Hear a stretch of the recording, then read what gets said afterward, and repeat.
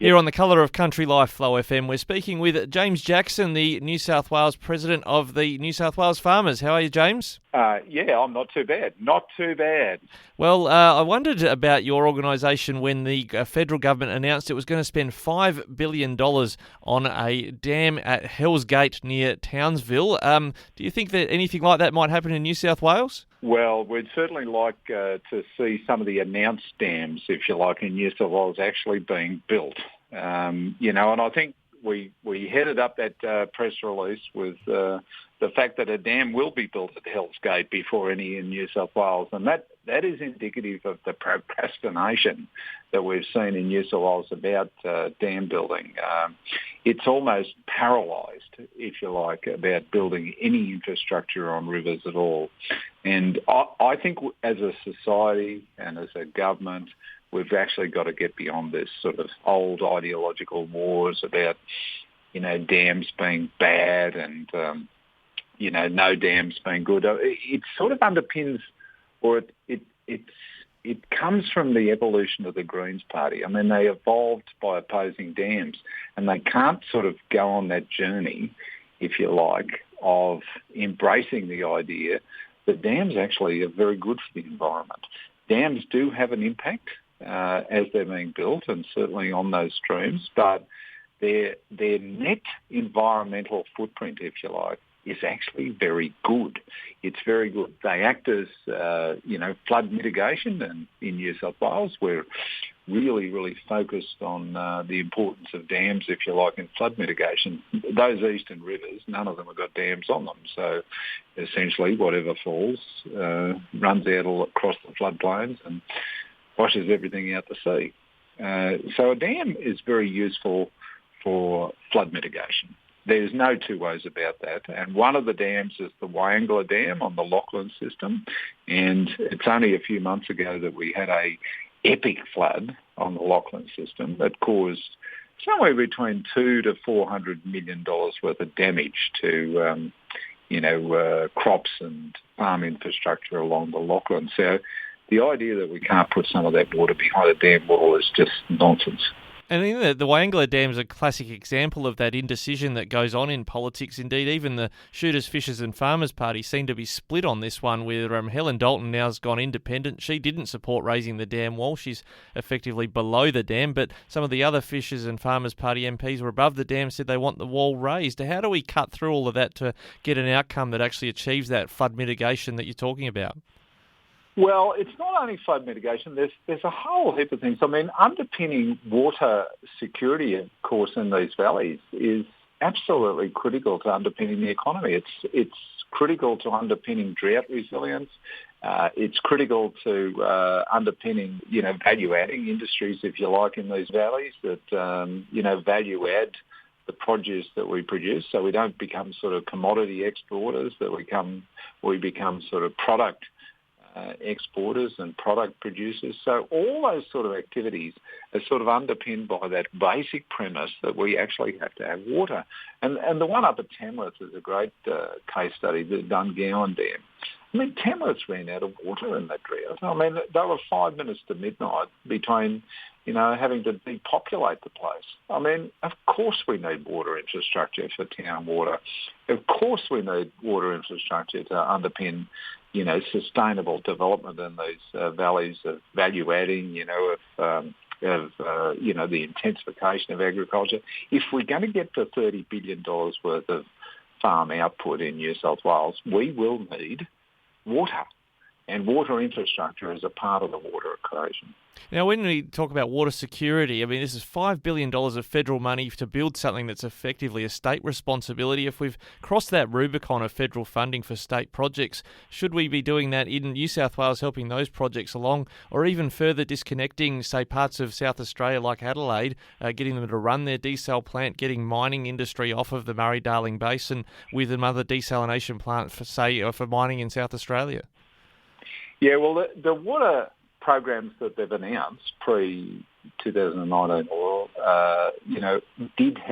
the 2019 election do have a federally funding component. So the Wyangala, Mole River and Dungowan Dam all have a potentially federally funded component to them. So I'd like to certainly clear that up. So these are often co-funded infrastructure. The federal government is reasonably gung-ho on, this federal government is reasonably gung-ho. I don't know how the Labor Party will go on dams.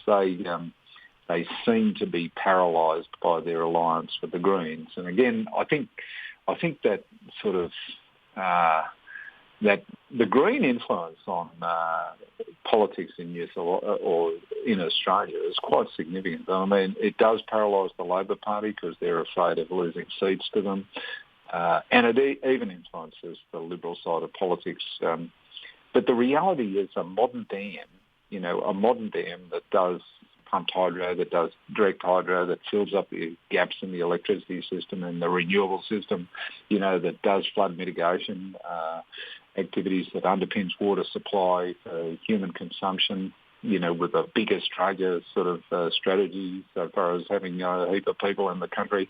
All those things are underpinned by water infrastructure. So the Greens have got to sort of cross that Rubicon and start thinking about whether their ideological opposition to water infrastructure is still sensible, is still relevant in this day and age. And I would say it's not. Love to debate them and, on a forum somewhere or other around this, because I think it is something where they're lost. The hypocrisy of the Green movement on dams, their lack of sort of evolving their position on dams, I think is a classic case study where the left is just locked in an ideological war that is straight out of the 1970s.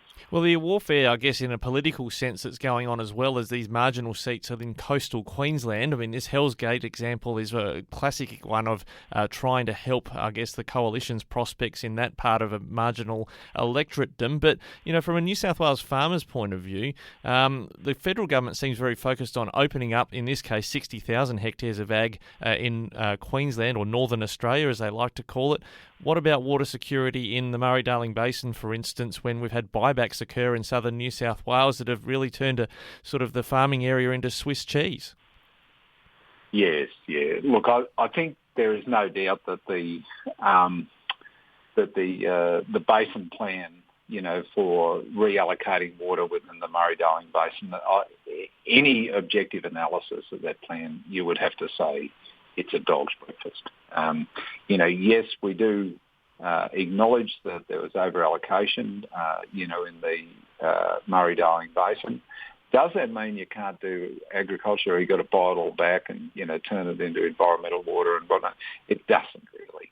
It doesn't really. And this is where these ideological wars, the Wellington group and all these, ginger groups that are jumping around, essentially saying that unless it all goes out the end of the Murray River, then it's a complete disaster for the environment. It's rubbish. It is rubbish. It's demonstrably rubbish. It has been from the day dot. And no, we don't have to gut these communities that have been predicated on water supply, from those big, reservoirs in the southern part of the state. We don't have to, close down Deniliquin and Griffith for the environment to actually benefit by that. We don't have to do it. And the reality is that we've got to get smarter, certainly in the use of water. We've got to make sure that we've got, really good management of our water systems. And the other thing that we've got to do is underpin it with really, really big dams. It's a really good idea, because the fact that we've, in the last 10 years, that we've had massive floods and massive droughts really puts it into context. Now, the person in the pub, it just passes the pub test, if you like, that in between a massive flood and a massive drought, it's eminently sensible to put a dam in between it. Save it when it's flooding and let it out when it's not flooding, when it's dry. That's eminently sensible. That principle is very, very sound. That's what happens in the systems that we've got. And the Green movement is sort of so exposed on this. They hate dams. but they love the water, the environmental water that's in them, being released. And they also advocate for the likes of the Menindee lakes to be regularly watered for the sake of the environment. But that's the other pub test problem, isn't it? Is that it's a massive flat lake which evaporates like crazy, just like the lower lakes does, as opposed to a nice vertical dam which you can store in a river valley. Yeah. The dams are so much more efficient further up the catchment. There's no two ways about it. And there is some interesting technology, with managed aquifer recharge. So, there's some huge aquifers in Australia that we possibly, the Israelis do it all the time, that we could possibly recharge and then draw down on. So there's other infrastructure projects other than dams. That is correct, and certainly there is some work being done on looking at that at the moment. There's a few great aquifers under New South Wales that could essentially be filled and drawn down in dry times. There's no evaporation in there, of course, in aquifers. There's not a lot of endangered frogs and stuff like that. So, essentially there's less arguments around managed aquifer recharge. It is more expensive to put it in and take it out. There's no two ways about it. So the water's a bit more expensive. But those sort of solutions could help fill in those gaps, so far as water security goes in New South Wales. So we've got to look at certainly a suite of options. And Water New South Wales is looking at that. I see their 20-year report, if you like, on infrastructure options in New South Wales. I think it's quite a good read, actually. You can get that online, Water New South Wales, 20-year infrastructure options study in rural valleys. Yeah. So Google that one and have a look at there's some quite interesting options that they unpack in that one. Well, James, I think if there's an opportunity that comes out of this Hells Gate announcement, it could be that we find a more broad water debate as the federal budget comes on Tuesday and going towards a federal election. James, thanks for joining us today. Much appreciated. Thanks for the interest in the story. I think it's a critical thing that we've got to start talking about as a community, and not just demonising the whole idea of putting dams in.